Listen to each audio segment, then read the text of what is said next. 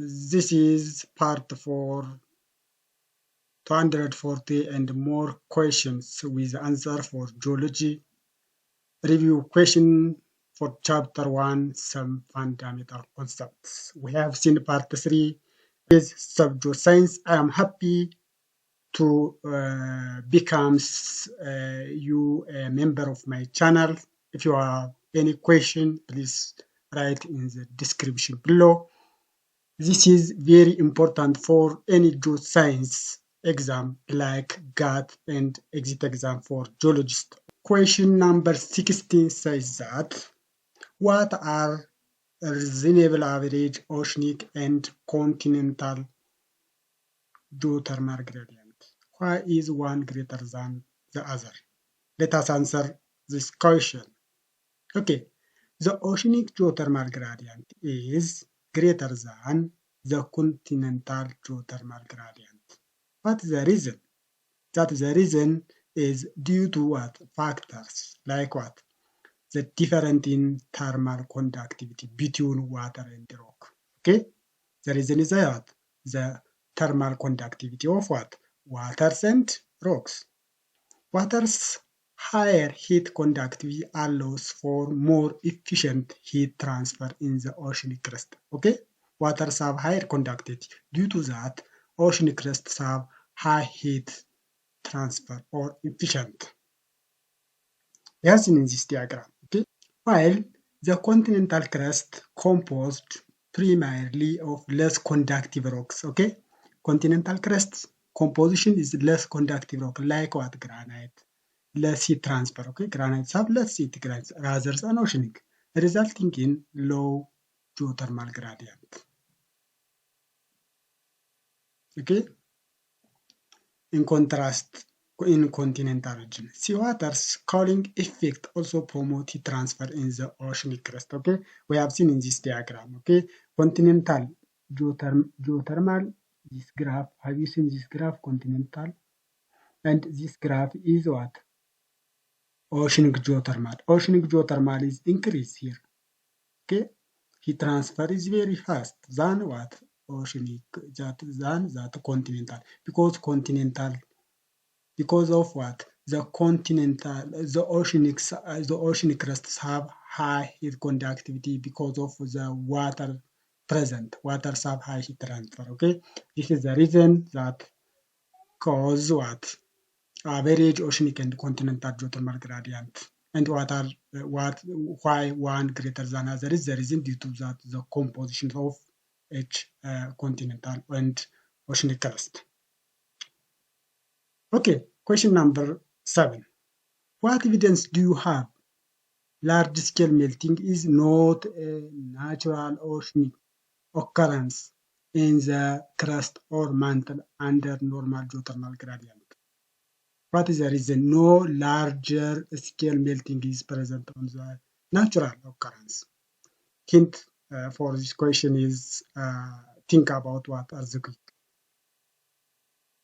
Okay, in large scale melting does not occur in the Earth's crust. Okay, large scale melting does not occur in Earth's crust or mantle under normal geothermal gradient.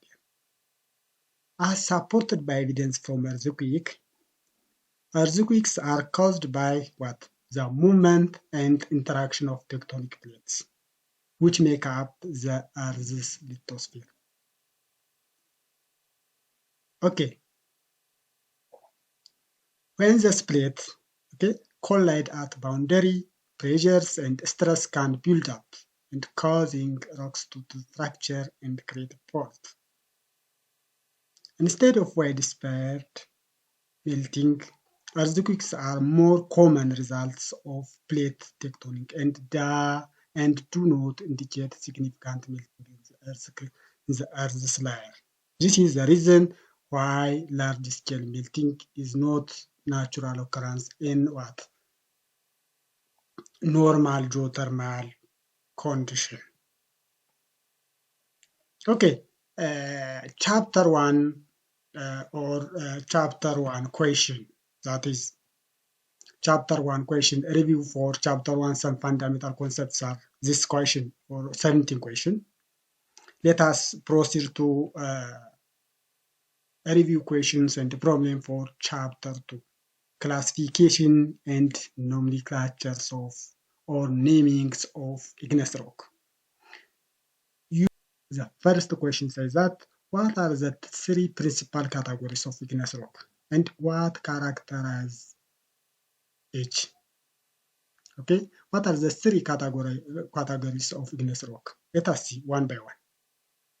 The three principal categories of igneous rocks are the first one, intrusive igneous rock, the second one, extrusive igneous rock, and the third one, pyroclastic igneous rock. The three rocks are the basic or the three principles of igneous rock. Let us see one by one each characteristics. Okay, intrusive igneous rock. It is formed from magma that cools and solidifies beneath the Earth's crust. It has large mineral crystals due to what? The slow cooling process, which allows more time for crystal growth. So, as we know, igneous rock, source of igneous rock is magma or lava. Then, intrusive igneous rock means an igneous rock that forms under the Earth's surface through what? The slow cooling of magma. By that slow cooling, the mineral have a time to grow. Due to this reason, these minerals have large grain or it is coarse grain. So these characterizations of rocks in igneous rock we call as intrusive igneous rock or coarse grain igneous rock. The first principles of igneous rock is intrusive and their definition is this one. Okay, let us see the second and important principles of igneous rock, that is extrusive igneous rock. When it is formed from what? Lava that erupt on the Earth's surface and cool quickly. It has a small mineral crystals or glassy in texture due to what? The rapid cooling process. So, as magma comes to the surface, we call as what? Lava. This lava cools faster because the temperature is released from the lava to the atmosphere and it cools rapid. Due to the rapid cooling, the minerals have no time to grow. So due to the fast cooling, the rocks have a characteristics of a small mineral grain or a small or glassy texture. It have a rapid cooling or it's instant cooling, so lava. So extrusive means it is fast cooling of lava and it is fine grain or glassy texture. This is we call as what? Extrusive igneous rock. The third and the last principal category of igneous rocks are pyroclastic igneous rock. Okay, it is fragments of volcanic materials, such that volcanic materials we call as ash, debris, and bomb that are injected during volcanic eruption, then accumulate and solidify. Okay. Pyroclastic igneous rocks can have a wide range of fragment size and contain volcanic glass components. So, pyroclastic igneous rock we call as what? That are surface formation like volcanic, but the component or the materials are solid, like ash, debris, and bomb. These materials collect together or solidify or accumulate together forms what? Pyroclastic igneous rock. Example we will see in the future. Okay, the second question says that what is the difference between aphanitic and fine grain? By the way, we are confused those words. They are seems similar, but they are different. What are their difference? That's aphanitic and fine grain. Someone says that aphanitic and fine grains are the same, but they are not the same definition. So aphanitic is a texture in igneous rock where the mineral crystallize are too small to be visible to the naked eye. Okay, there is a crystal formation that rocks that formed at instant time, but there is small crystal is formed, but that crystal or that mineral can't seen with our eye because very small. We have seen that mineral using what? Microscope or using what? Instrument or a net. We haven't identified with our eye.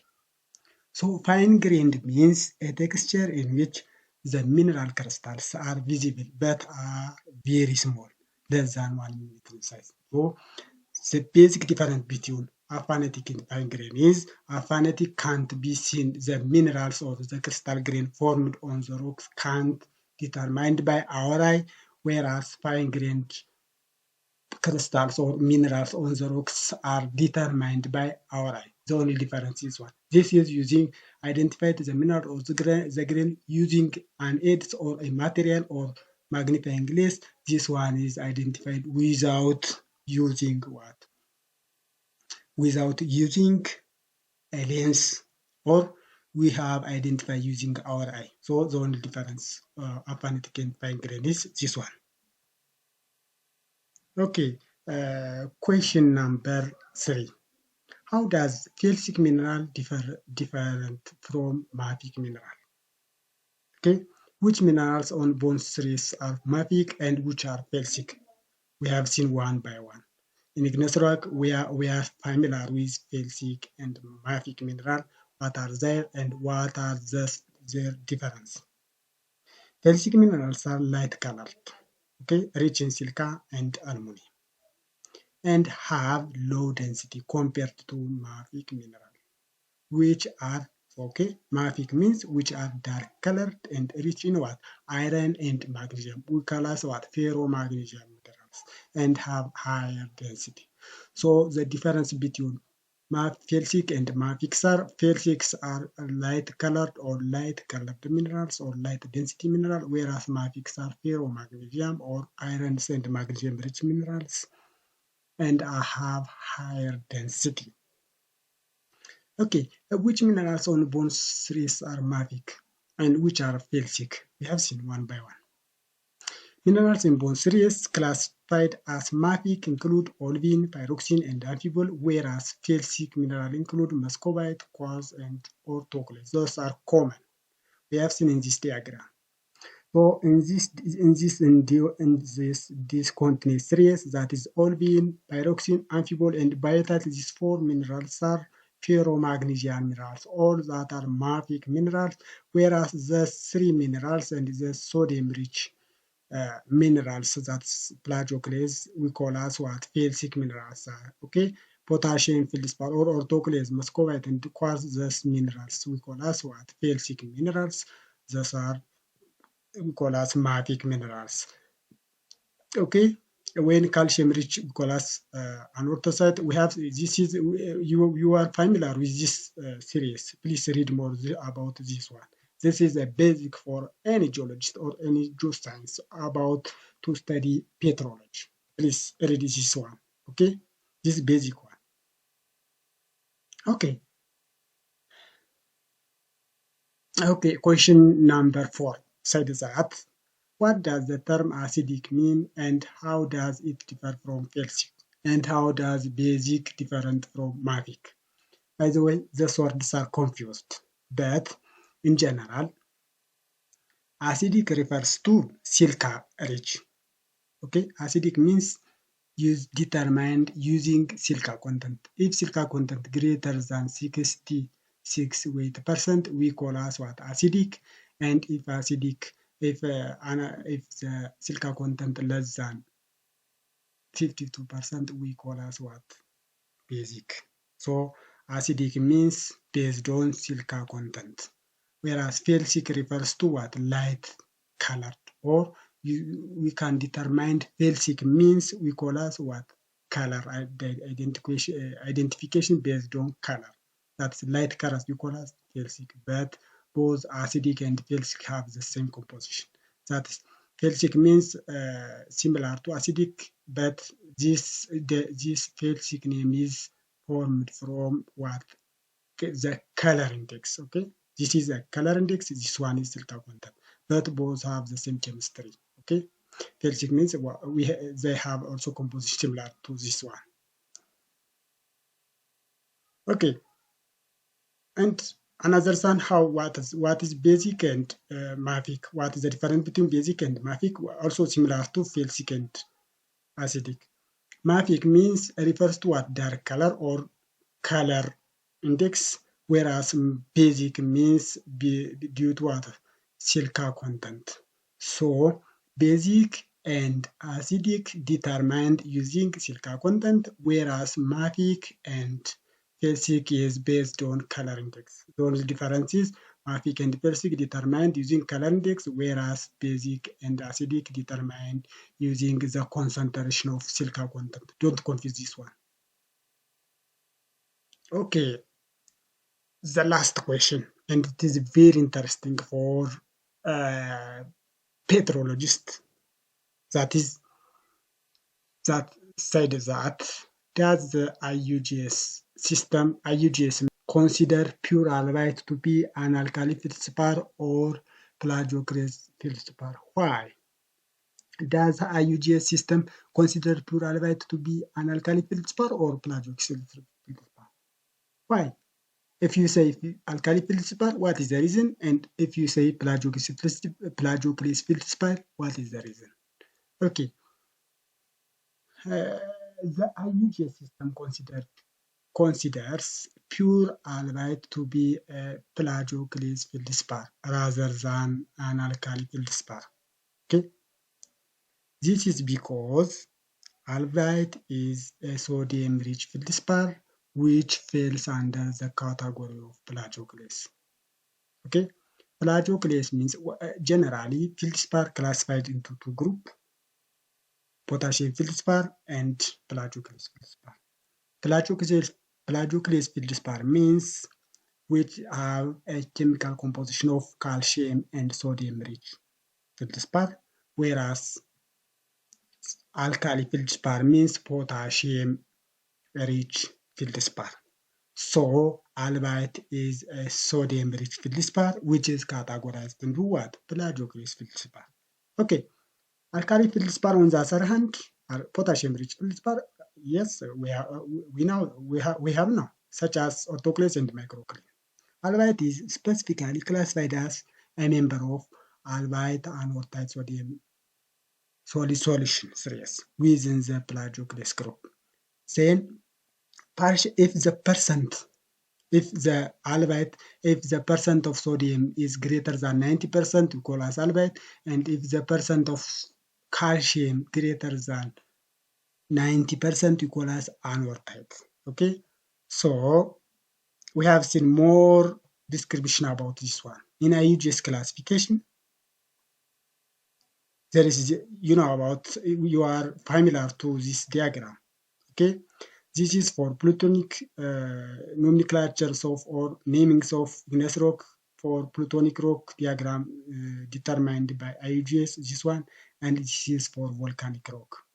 This Q we call as what? Quartz. Okay, and this one P we call as plagioclase. When plagioclase anorthite concentration between what? 5% and 100. In this classification, the plagioclase, that sodium and albite concentration equal as between what? 5% and 100. And here, when you come to this A means alkali feldspar, that's potassium feldspar, anorthite concentration in this part between 0 and 5%. If the anorthite concentration is between 0 and 5%, we have draw here. Okay, if the anorthite concentration between 5 and 100%, we draw in plagioclase. So the reason that pure albite is failed in plagioclase feldspar because of the anorthite concentration is greater than 5%, either 6%, 7 or 8, but not greater than what? 10, because if you say pure albite, the concentration or the albite, the sodium concentration is greater than 90%. So this is the basic definition. Okay, F equals feldspar. So anorthite and plagioclase different based on the anorthite concentration. Read this more about. If you have any question about this one, I will make a video. Please write in the comment section. Okay. Thank you, Umar. This is Geoscience. We will continue part 5 from question 6 up to 10 in the next video. If you have any question, write in the description below. Thank you more to a member of my channel and to give your time for these comments. I am happy for the growth of my channel. Thank you more. See you next.